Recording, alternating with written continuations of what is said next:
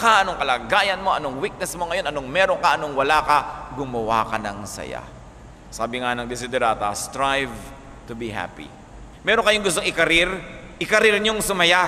Kung ano man yun, nagpapasaya sa inyo, gawin niyo yun. Hanggat hindi nakasasama sa kapwa at nakakasama sa inyong sarili.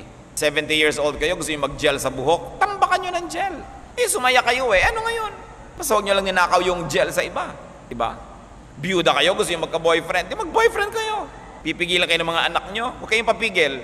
May kanya-kanyang asawa rin yan, pagka uwian na sila-sila, tapos eto ka, kausap mo, picture.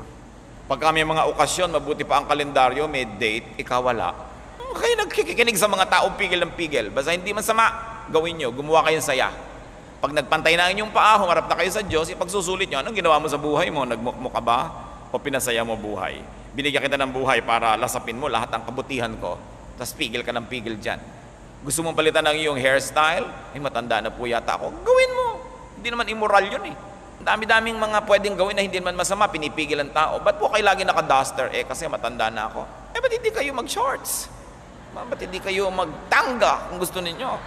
Anong problema dyan? Diba? Gawin nyo. Meron pa gusto ko na po mga makatapos ng college, kaya lang 16 na ako. Gawin mo.